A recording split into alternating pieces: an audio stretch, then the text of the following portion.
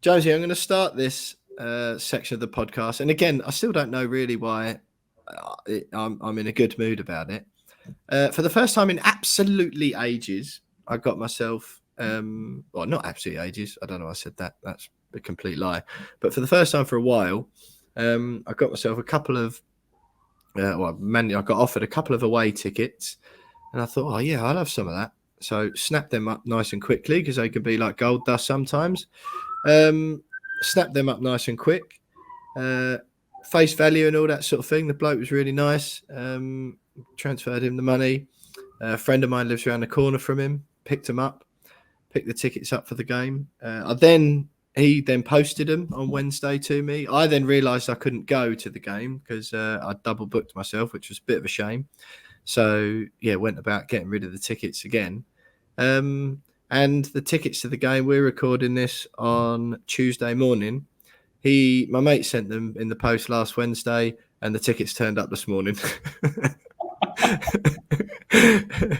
So, my viewing experience of the Leicester game, because the Salford thing or the BBC breakfast thing came up quite short notice over the weekend.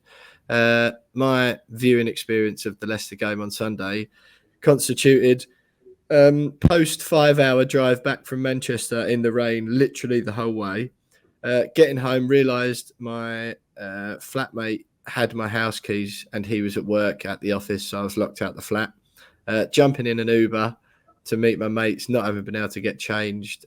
We'd agreed to watch the football together and rocking up about 25 minutes into the first half, having already missed Jarrod Bowen's goal. An absolute stinker, if there was one, mate, to be quite honest. And weirdly, I'm still in quite a good mood. Yeah, you've had a shambles there, mate. Yeah, I'm not. I can't put my finger on it, mate. But a bit of a stinker. I don't know, where do you want to start, really, mate? The Zouma thing before kickoff, I suppose. There's Jarrod Bowen's goal, which was good. The fact that we just sort of flaked in the middle period of the game. The fact that Craig Dawson's goal was the biggest handball I've ever seen. And I honestly just felt like one of those times where I think, what has football gone to? Even though it was against or for my own team and I was slightly pleased, I was like, what is going on? How's that not handball? So where do you want to start, mate? I'll tell you what I want to start with Issa Diop. Yeah, all right. I like it. A lot of people have not acknowledged it on Twitter after the game, which I'm pleased about. But the amount of stick he's had this season, and a lot of last season as well, he's had to come in at the very last minute in this game. Everyone was dreading it. Everyone was going on social media, was like, oh, well, we're finished now. Zuma's out of the game. And he was superb. One or two moments where it was a little bit like... One or two Diops. One or two Diop moments. But 95% of the time, I thought he was absolutely superb. And so much credit needs to go to him for... particularly after his performance against Kidderminster, which was arguably his worst performance in a West Ham shirt. Or the worst footballing performance by anyone ever in the history of the sport. Yeah. And for him to bounce back a week later after all the stick he'd got and to put in a performance like that against a Leicester team that looked very dangerous going forward, just hats off to the man. Because a lot of players, their confidence would have been shot after that Kidderminster performance. Yeah. Bounced straight back, put it all behind him and put in a superb performance, his best performance in a West Ham shirt for well over a year, I think. Oh, right, yeah.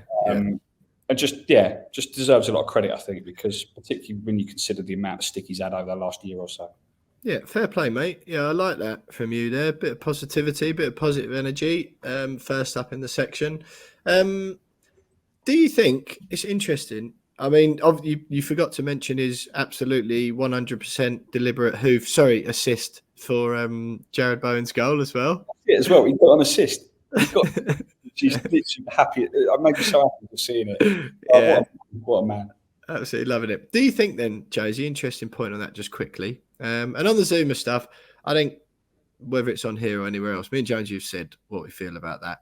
I know there is an appetite among some fans to let it go. And I think, obviously, if any other developments happen in the story, we'll cover them. But we don't want to keep, just like doing the same thing, same old content over and over again. We've made our stance clear on it, really. I think it was wrong not to suspend him, as in from the club's point of view, for a couple of games. I still don't think that decision to do that is anywhere near as bad as drop kicking a live animal, which I think is disgusting and disturbing.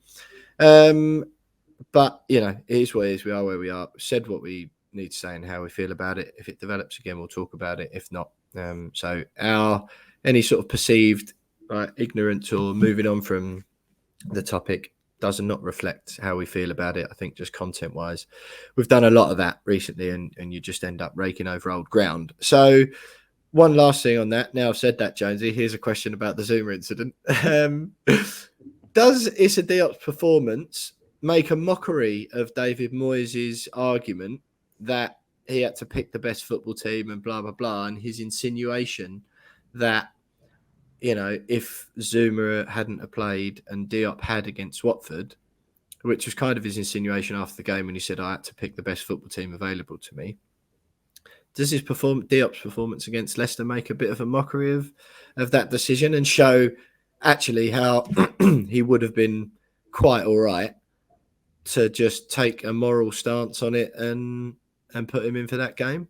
I don't think it makes a mockery of it, because what Moyes says is correct in that, Zouma is the better defender. If you can compare the two, you're going to get a performance out of Zouma. Whether that's right, I mean, we've both already established it was the wrong decision against Watford. But when you consider the fact that Diop has been poor for over a year, it adds more weight to David Moyes' decision to go, can't really afford to play Diop. I really need Zouma in the team. Okay.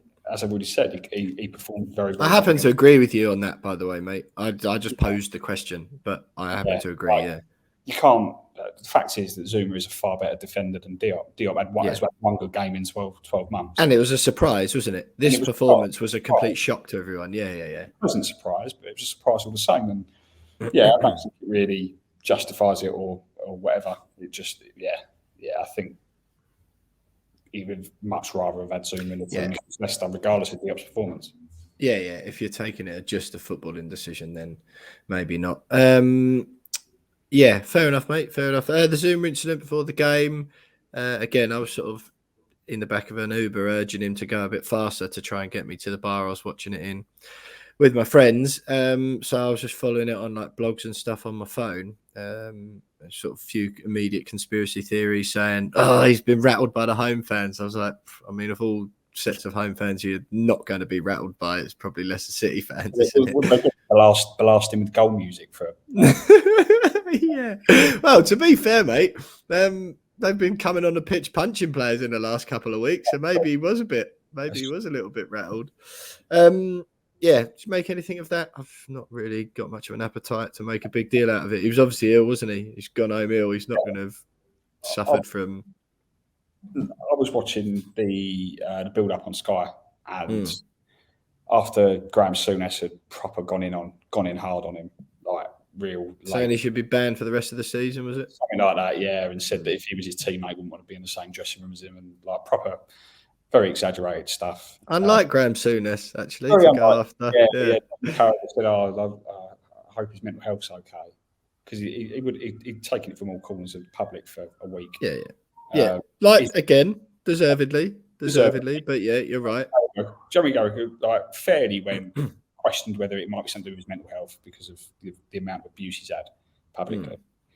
And then Souness just went on a rant and even asked David Jones whether they had enough time to talk about it, because he really wanted to talk about it. In vintage Souness form. Yeah. We've got time to talk about this? Good. Brilliant.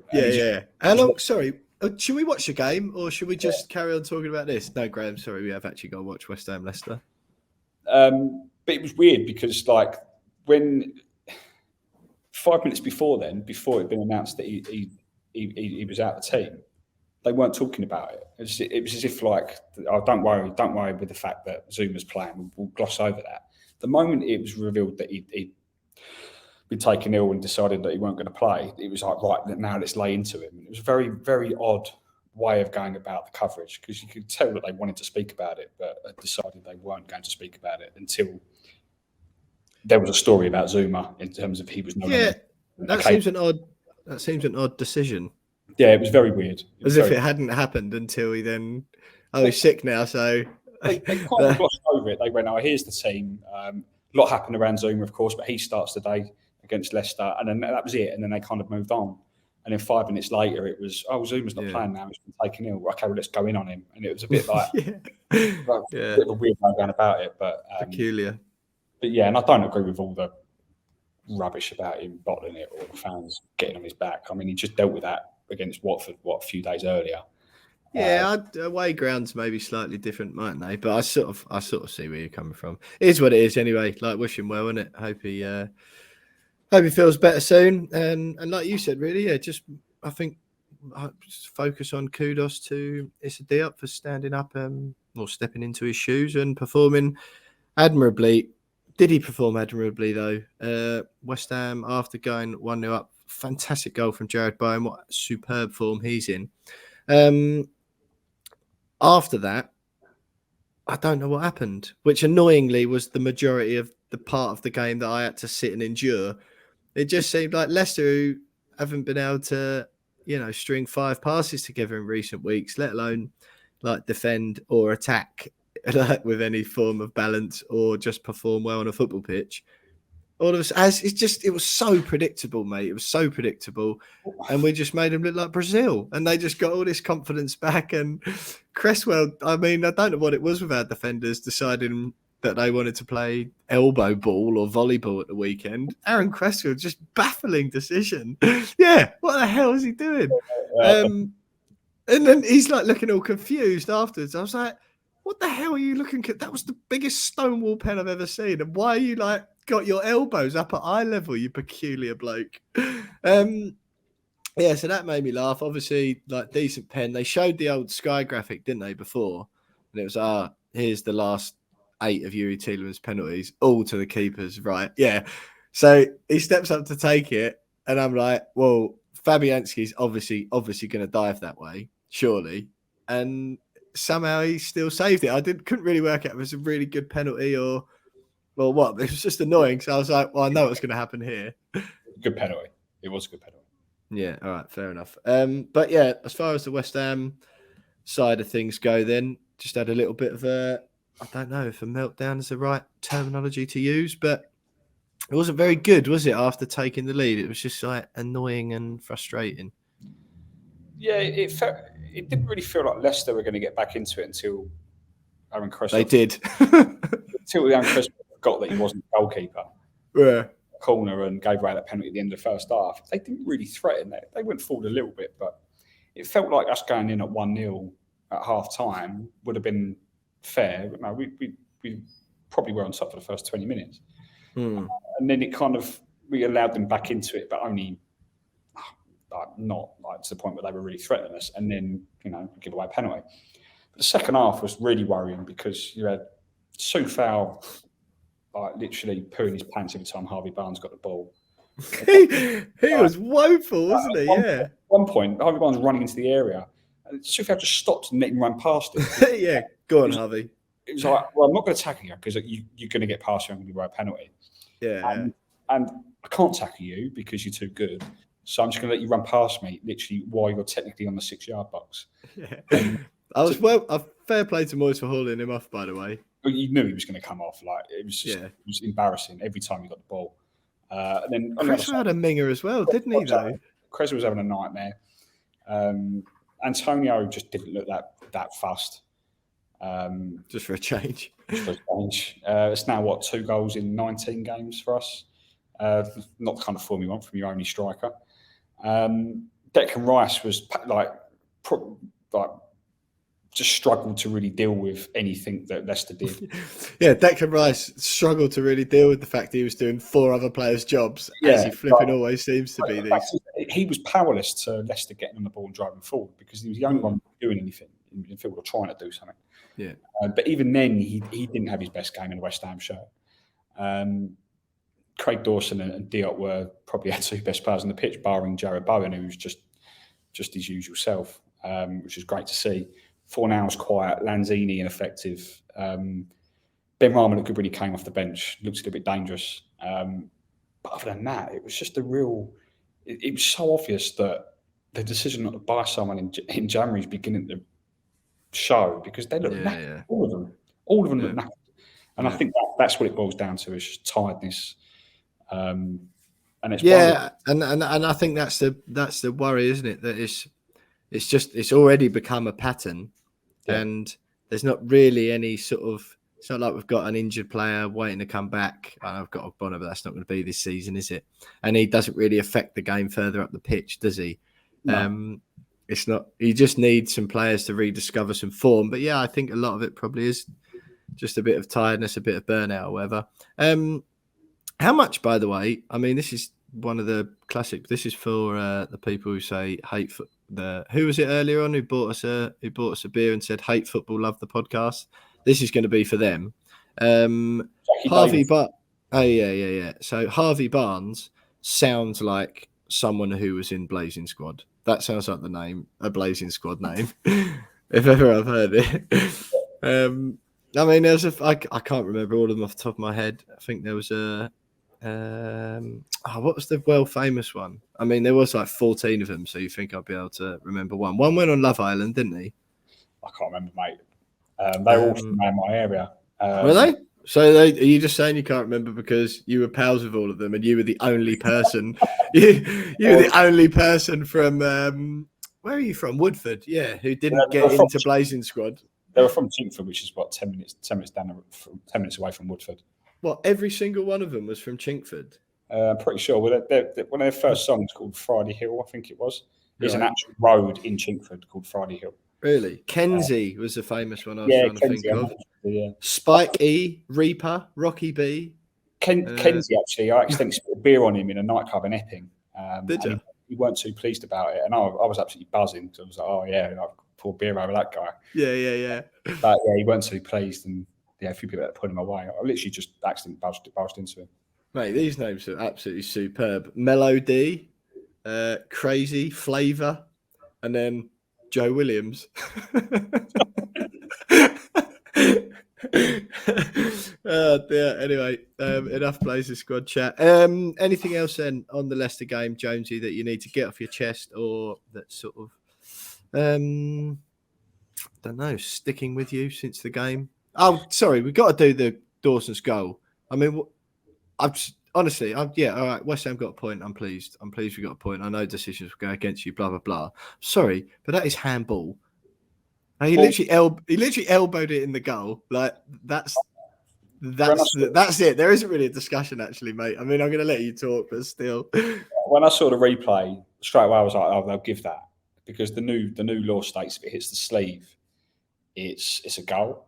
It doesn't count as handball if the arm's in a natural position. But it's his arm. Exactly. Yeah, I mean, I agree with you, but they changed the law that if it's still in a natural position and it hits the top half of the arm, so basically the sleeve, then it's not handball, even if it leads to a goal. And his arm was in a natural position because, like, yeah, it was in a natural position. I'll give you that. And it did lead to a goal in that it hit his flipping arm and went in. Yeah, but it hit the sleeve part, the top part of his arm, which means it's not right. Handball. So, in the new laws of the game. All right. Well, okay. If that's the case, that law is ridiculous. It literally whacked him on the tricep. You could see he's obviously a professional athlete, so he's in good nick. But you could see his tricep wobbling after the impact. I like cheered when it went in, obviously. And because I was watching it in a bar, I was sort of like, yes, get in there. And then everyone stopped. All the Leicester fans I could see on the screen were huddling around their little dugout side screen. Then I saw the replay and just sat down. I was like, that's annoying. We're going to lose, aren't we? And then they gave it. And then I was just confused. I was just like, okay, I think I'm pleased. But what is going on? What has happened to the sport that I've loved all my life? If you can literally tricep a ball into the goal and they're just like, yeah, that's absolutely fine after we've reviewed it on video. I mean, the fact that he came out after they asked him, were you a bit worried? And he was like, yeah, I was really worried they were going to rule that one out. Says all you need to know about. Why was that, Craig? Oh, because I handballed it. Oh. Yeah, and it went in. If you watch the replays, barely any West Ham players celebrate. They're kind of all just standing okay, well, this is going to be ruled out any minute. Yeah. Even Dawson was half-hearted, wasn't it? he kind of ran behind the goal, like looking a little bit embarrassed, but it stood and we didn't lose. It's great. Yeah. No, this is right, mate. This is right. Well, again, just another weird day in the battle for top four, which no one apparently wants to get in the Champions League this season. Tottenham losing to Wolves at home in the game before, 2-0. Yeah, I mean, just everyone like gnaws in. Man United drawing 1-0 at home to Southampton.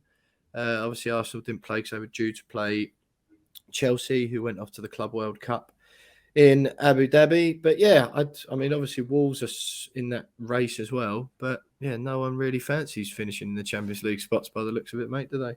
Nah, no one wants it. I don't know why. And weirdly, we are still fourth. I mean, Yeah, 25 games played, 1 point ahead of United in fifth, 2 points ahead of Arsenal. We've got 3 games in hand over us now. Just quickly, James, I just want a one-word answer from you before we move on. Who do you, assuming if it's not West Ham, who do you think is going to get that top 4 spot? If you think West Ham, great. But I mean, if it wasn't, just... I've got a weird feeling it'd be Arsenal. Yeah, me too. Totally agree. And I've been looked at like I've got 2 heads whenever I've said that the last few days. So weird feeling they've got rid of one player who many believe to be quite toxic.